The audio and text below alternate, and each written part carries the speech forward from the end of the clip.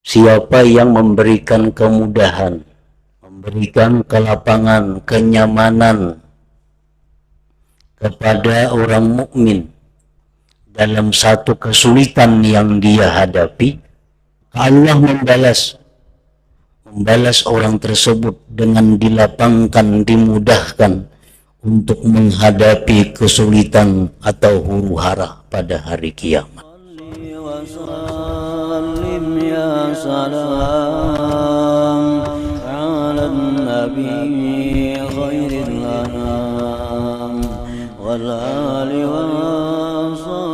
Bismillahirrahmanirrahim. Alhamdulillahilladzi hadana lil Islam. Asyhadu an la ilaha illallah wahdahu la syarikalah al-malikul alam. Wa asyhadu anna sayyidana Muhammadan abduhu wa rasuluhu khairul anam. Allahumma salli wa sallim wa barik ala sayyidina wa maulana Muhammad wa ala alihi wa ashabihi wa dhurriyyatihi wa atba'ihi ila akhiril ayyam, amma ba'd.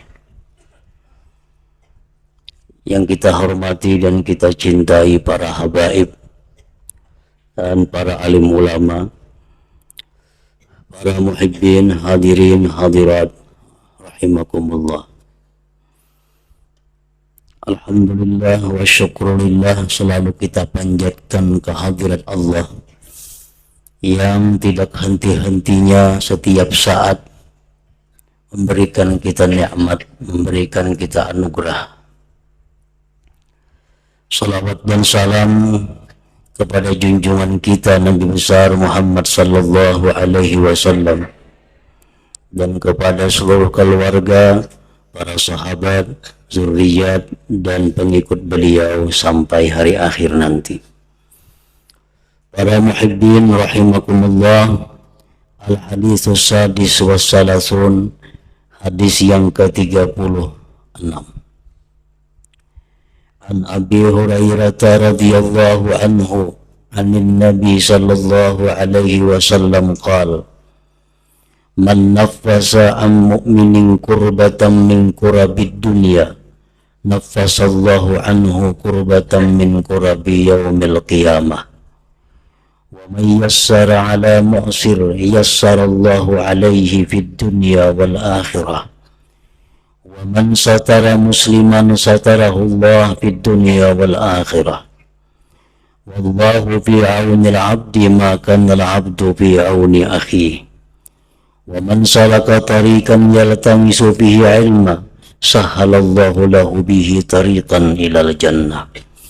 Wa majtama'a qaumun fi baitin min buyutillah yatluna kitaballah wa yatadarasunahu bainahum illa nazalat 'alaihimus sakinah wa ghashiyatuhumur rahmah wa haffathumul malaikah wa dzakarahumullahu fi man 'indah. Man abata bihi amaluhu lam yusri' bihi nasabuhu, rawahu Muslim bihadzal lafz. Dari Abu Hurairah radhiyallahu anhu, dari Nabi kita sallallahu alaihi wasallam, bahwa beliau bersabda: Man naffasa an mu'minin kurbatan min kurabid dunya, naffasallahu anhu kurbatan min kurabi yaumil qiyamah. Barang siapa yang memberikan kelapangan dari seorang mukmin akan kesusahan dari kesusahan dunia, maka Allah akan memberikan kelapangan daripadanya satu kesusahan daripada kesulitan pada hari kiamat.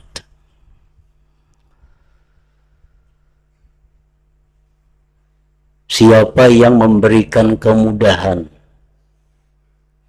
memberikan kelapangan, kenyamanan kepada orang mukmin dalam satu kesulitan yang dia hadapi, maka Allah membalas orang tersebut dengan dilapangkan, dimudahkan untuk menghadapi kesulitan atau huru-hara pada hari kiamat. Dan kita telah mengetahui bahwa hari kiamat itu merupakan puncak segala kesulitan, huru-hara, bencana, dan lain sebagainya. Apabila kita ingin pada hari kiamat itu mendapat kelapangan, mendapat kemudahan dalam segala urusan diri kita, maka Rasulullah SAW mengajarkan agar kita di dalam dunia ini memberikan kelapangan, kemudahan kepada orang yang beriman. Para muhibbin rahimakumullah. Lebih rinci lagi keterangan ini disampaikan oleh Rasulullah sallallahu alaihi wasallam dengan sebuah hadis. Man asba'a ja'i'a au kasa uryana au awa musafira a'azahullah min ahwali yaumil qiyamah. Ini contoh apa yang dimaksud dengan memberikan kemudahan, kelapangan kepada orang yang kesulitan tadi. Ujar baginda Rasulullah sallallahu alaihi wasallam, barang siapa yang mengenyangkan orang lapar, orang kelaparan, kita berikan makanan sehingga dia kenyang, atau memberi pakaian kepada orang yang tidak punya pakaian, atau dia memberikan tempat kepada orang yang sedang dalam perjalanan, tempat istirahat, tempat berteduh, Allah akan menyelamatkan dia daripada huru-hara hari kiamat. Nah, ini contoh-contoh tentang bagaimana yang dimaksud dengan memberikan kelapangan, kemudahan kepada orang beriman tadi. Dan masih banyak lagi contoh yang lainnya.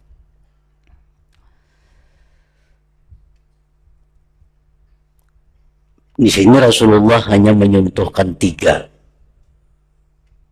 Memberikan makanan kepada orang yang lapar sehingga kenyang. Makanya memberikan santapan buka puasa itu sangat besar pahalanya. Membukakan orang puasa itu dapat ganjaran yang sangat besar. Dan termasuk di bawah tingkatan ini adalah orang yang ingin menyenangkan seseorang.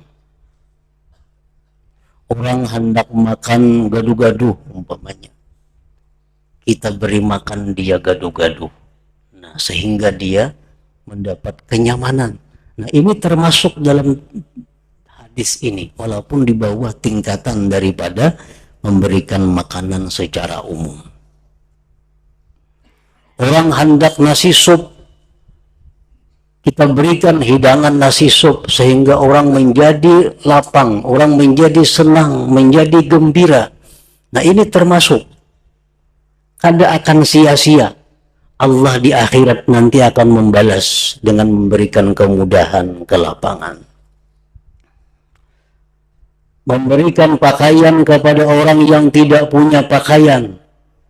Di bawah tingkatannya lagi, orang misalnya tidak ada mempunyai pakaian putih. Batik banyak, baju kaos banyak, baju warna-warni banyak, baju putih kada berisi. Nah kita beri orang ini baju putih sehingga dia senang dan lapang. Itu masuk dalam sebuah hadis. A'azahullah min ahwali yaumil qiyamah. Allah akan menyelamatkan dia daripada huru-hara hari kiamat. Para muhibbin rahimakumullah. Kemudian Rasulullah sallallahu alaihi wasallam bersabda, wa may yassara ala mu'sir yassarallahu alaihi fid dunya wal akhirah. Barang siapa yang memberikan kemudahan atas orang yang kesulitan, Allah mudahkan atasnya di dunia dan akhirat. Nah, ini ditafsirkan sendiri oleh Rasulullah Shallallahu Alaihi Wasallam dalam sebuah hadis. Di tempat yang lain beliau mengatakan, man anzara mu'sira awada'a anhu azallahu Allah bi zillihi yawma la zilla illa zillah, wa bi riwayat waqahu Allah min payhi jahannam. Barang siapa yang memberikan waktu kepada orang yang kesulitan bayar hutang. Nah, orang ini ada hutang lawan kita, janji tanggal 1 Maret 2004 bayar. Atau 2000 berapa, 2011, 2014, janji, tanda tangan, sigil, saksi, banyak. Pokoknya hutang akan dibayar tanggal sekian. Sampai waktunya orang ini kesulitan. Nah, lain muncul. Banyak aja bisi harta, kada mau bayar itu lain lagi kisahnya tuh, kada mau usir. Ini memang ini dalam keadaan sulit, kada kau bayar hutang. Lalu dia beri timpu. Nah, beri timpu. Atau dia gugurkan daripadanya, berilaan hutangnya. Sampai timpu, ditangi, kada kau bayar, nah duitnya kada ada. Rencana hendak dijual kada payu membayari hutang, maka itu sudah diberikan aja hutangnya. Allah akan membalas dia dengan memberi naungan pada hari kiamat, di hari yang tidak ada naungan selain naungan Allah. Dan pada riwayat yang lain, Allah akan peliharakan dia dari panasnya api jahannam. Ini keutamaannya orang yang menunda. Hakun bakalah memberikan kesempatan kepada orang yang berhutang itu. Nah, maka itu agama kita sangat menentang. Agama kita sangat tidak setuju dengan sistem perbankan, sistem bank konvensional atau yang umum. Kenapa? Karena itu bila kita kada kawa bayar, walaupun sulit nang kaya apa aja, rumah disita, jaminan disita. Mau kada mau, dihilang kayaknya. Padahal akhlak agama mengajarkan kalau orang memang bujur-bujur kada kawa bayar hutang itu diberi waktu. Nah, ditunda.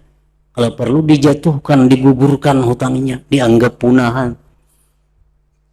Kada amun disita atau disandra orangnya, atau orang-orang yang betatu datang menagih, mengancam, anak orang diculik, udah kada bayar hutang, kada dilepas. Itu cocok orang yang kada mau bayar padahal kaya. Tapi kalau orang yang bujur-bujur sakit, bujur-bujur kesusahan, itu kada boleh. Man anzara mu'siran aw wada'a anhu azallahu Allah bi zillihi yawma la zilla illa zillah. Dalam hadis yang lain Rasulullah sallallahu alaihi wasallam menyampaikan, la yahillu dainu rajulin muslim fayuakhirahu illa kana lahu bi kulli yawmin sadaqah. Tidaklah jatuh tempo hutang seseorang laki-laki muslim, maka dia mengundurkannya sehingga kecuali adalah bagi dia tiap-tiap hari bernilai sedekah seapa ia memberi hutang, ia meminjamkan itu. Misal orang ini berhutang lawan kita 1 juta, janji sebulan. Begitu sampai sebulan ternyata kada kawa bayar. Ayo kita beri tempo sebulan pulang. Kita beri tempo sebulan pulang. Nah, setiap hari itu kita hukumnya bersedekah 1 juta rupiah kepada orang itu.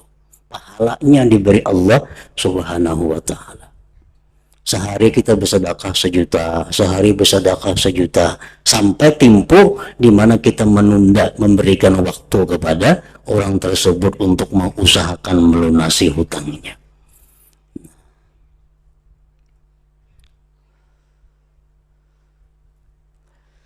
Kemudian Rasulullah Shallallahu Alaihi Wasallam menambahkan lagi, wa man satara musliman satarahullah fid dunya wal akhirah.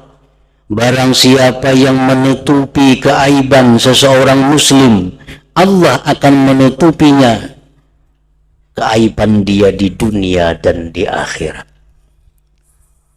Kita melihat orang itu ada berbuat aib, kita simpan, kita tutupi, jangan sampai ada orang lain tahu.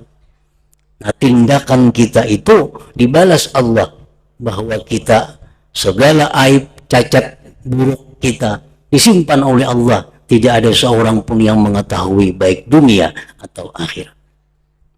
Menyembunyikan aib orang lain, sehingga orang yang terhormat tetap terhormat, orang yang namanya bagus tetap bagus, orang yang dimuliakan tetap dimuliakan, karena kita simpan, kita sembunyikan kekurangan, kelemahan dan aibnya.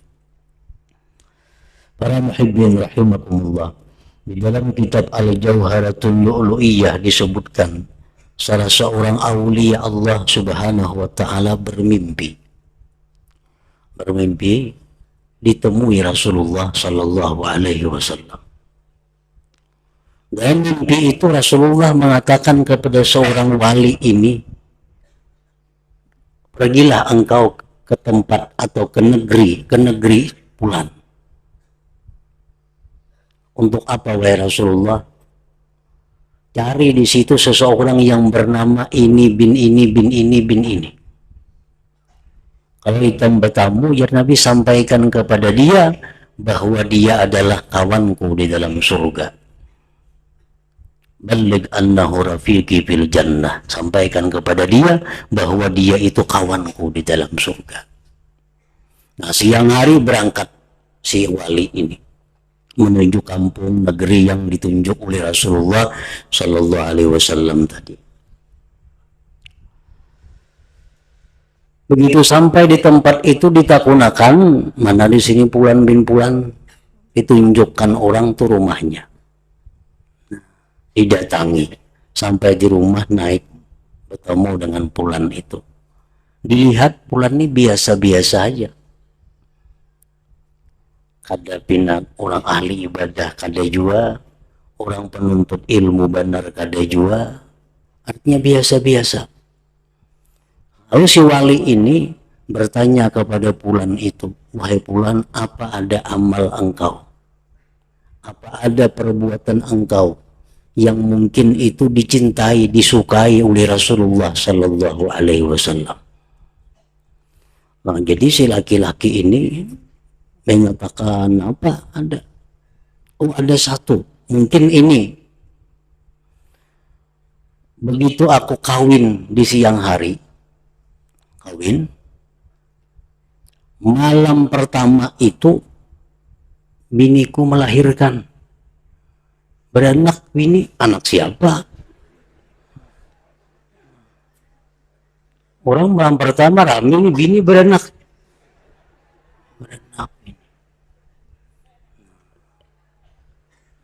Jadi artinya bini-bini ini sebelum kawin ini ada melakukan perzinahan, nah, sehingga hamil.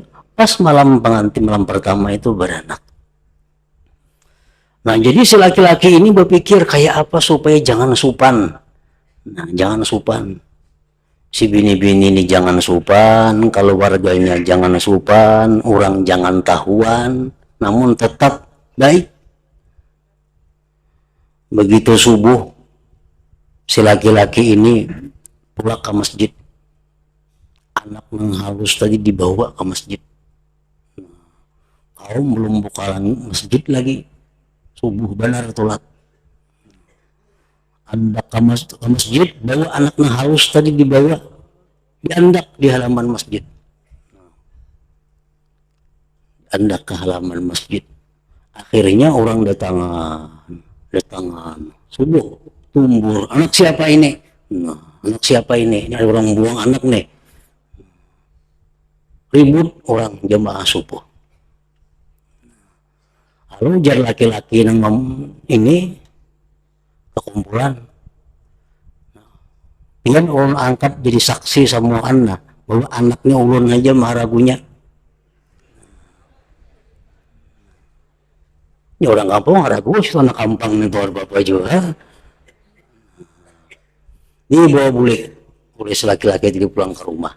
Nah, ini kisahnya si laki-laki ini membawa anak tuh bulik dan kemudian kembali menemukan menjumpakan dia kepada ibunya.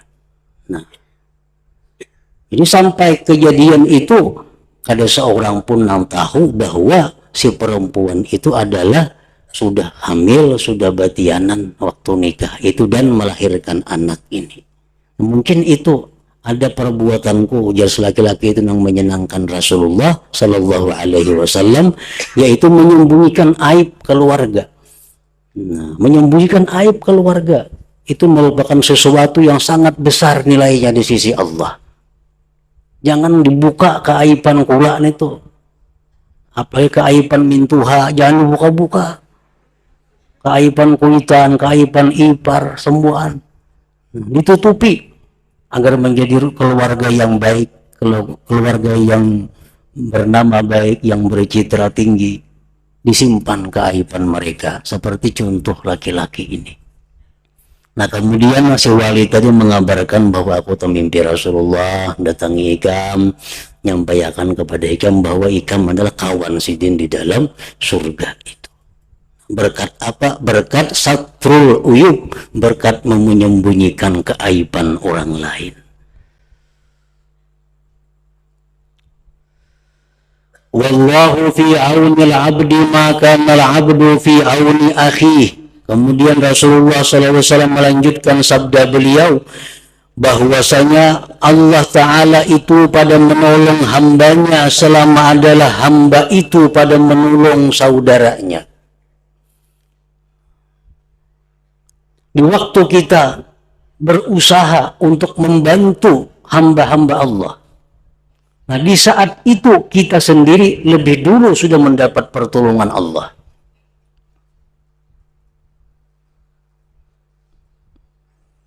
Jadi kalau kita hendak jadi manusia yang selalu ditolong oleh Allah, dibantu oleh Allah, maka tolong dan bantulah hamba-hamba Allah. Selama kita berada dalam urusan menolong hamba Allah, maka kita menjadi orang yang dibantu, ditolong oleh Allah. Rasulullah Sallallahu Alaihi Wasallam menyatakan dalam sebuah hadis, man sa'a bi hajati akhihil muslim qudiyat lahu aw lam tuqda ghufira lahu ma taqaddama min dhanbihi wa ma ta'akhkhar wa kutiba lahu bara'atani, bara'atun minan nar wa bara'atun minan nifaq. Ujar Nabi, barang siapa yang berjalan, berusaha pada hajat saudaranya yang muslim, baik berhasil atau kada berhasil,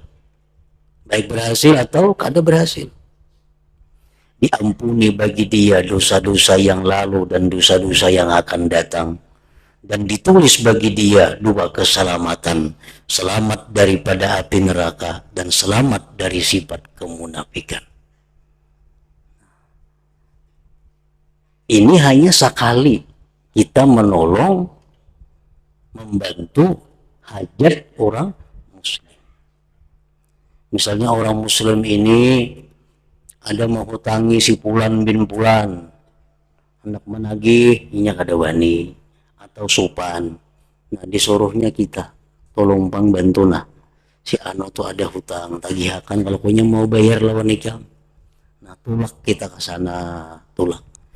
Berhasilkah? Kada berhasilkah? Nah, kita bulik dosa-dosa kecil kita diampuni Allah, baik yang lalu atau yang akan datang, dan kita sudah dibebaskan, dicatat oleh Allah terlepas daripada api neraka dan sifat kemunafikan. Ini fadilatnya orang yang menunaikan hajat saudaranya. Wa man salaka tariqan yaltamisu bihi ilman sahalallahu lahu bihi tariqan ilal jannah. Barang siapa yang menjalani satu jalan menuntut dia pada jalan itu akan ilmu, Allah permudah bagi dia jalan menuju surga. artinya orang yang menuntut ilmu. Talabatul talabah ilm nih, penuntut ilmu ini, itu dia akan diberikan Allah kemudahan jalan menuju surga.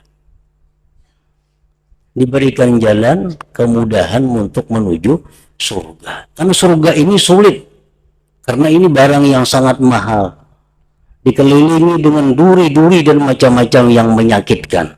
Tapi kalau kita ini menuntut ilmu, Allah mudahkan jalan untuk itu. Apa salah satunya yang dimudahkan Allah untuk menuju surga itu? Bahwa kita dimatikan oleh Allah Subhanahu wa Ta'ala dalam keadaan husnul khatimah. Ini orang yang menuntut ilmu.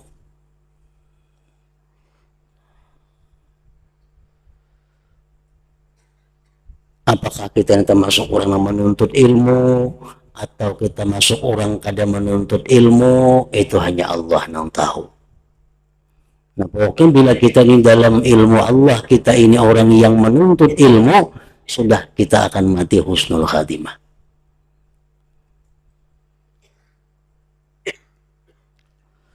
وَمَا اجْتَمَعَ قَوْمٌ فِي بَيْتٍ مِّن بُيُوتِ اللَّهِ يَتْلُونَ كِتَابَ اللَّهِ وَيَتَدَارَسُونَهُ بَيْنَهُمْ إِلَّا نَزَلَتْ عَلَيْهِمُ السَّكِينَةُ وَغَشِيَتْهُمُ الرَّحْمَةُ وَحَفَّتْهُمُ الْمَلَائِكَةُ وَذَكَرَهُمُ اللَّهُ فِي مَنْ عِندَهُ.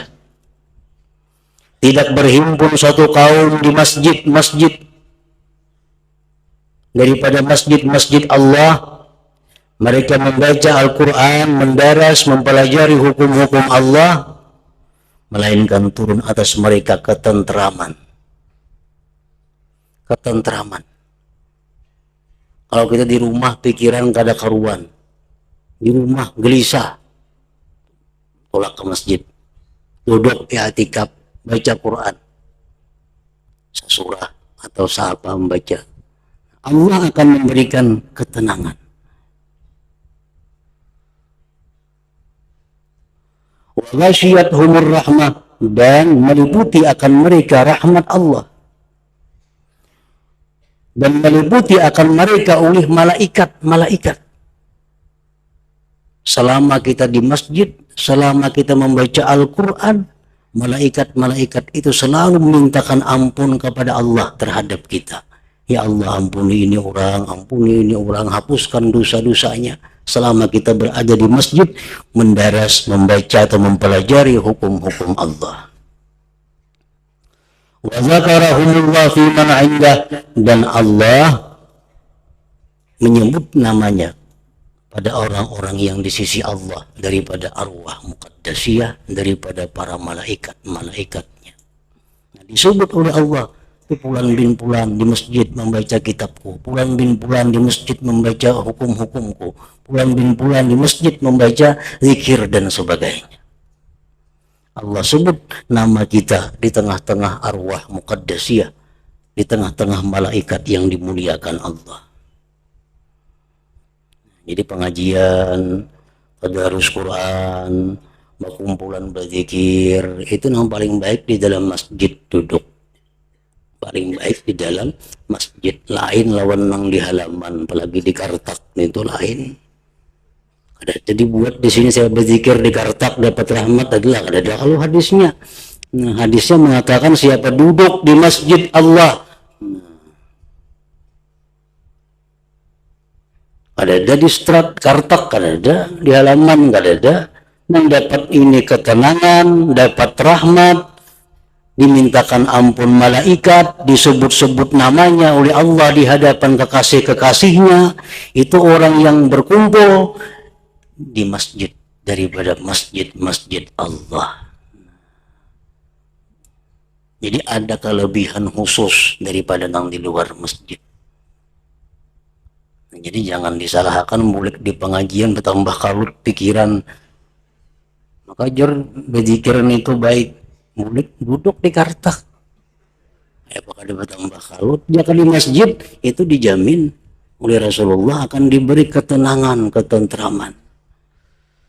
Nah, masjid itu ada batasnya. Ini masjid, ini halaman sudah lain lagi, apalagi Kartak tuh lain lagi.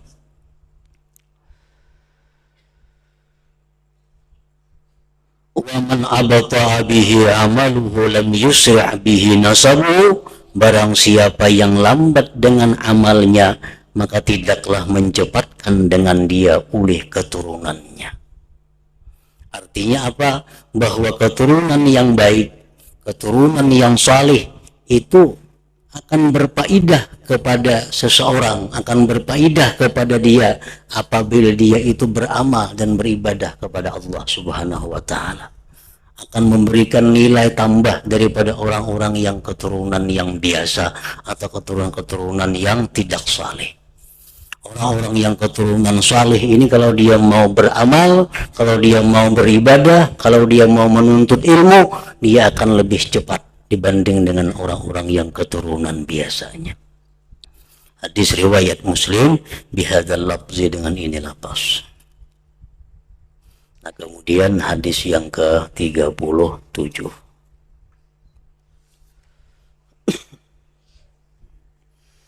Para muhibbin rahimakumullah, dalam kesempatan ini kami sampaikan pemberitahuan bahwa rencana kita pengajian dan majelis zikir di Kabupaten Balangan, insya Allah kita mulai besok malam Rabu dengan acara waktu, yaitu mulai dengan maghrib berjamaah, kemudian dilanjutkan dengan wirid seperti biasa, dan setelah itu kita sembahyang hajat 2 rakaat, sembahyang hajat yang ringkas, yaitu Al-Fatihah, Allahullah, kemudian Al-Fatihah dan Amanah Rasul habis.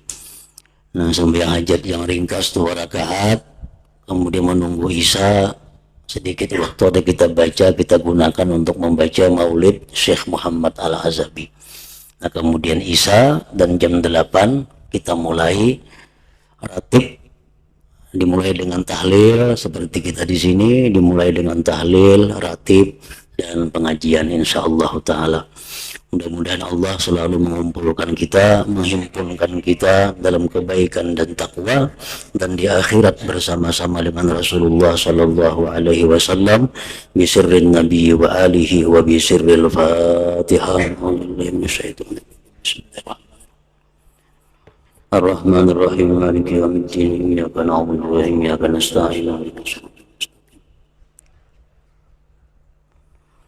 أشهد أن لا إله إلا الله وحده لا شريك له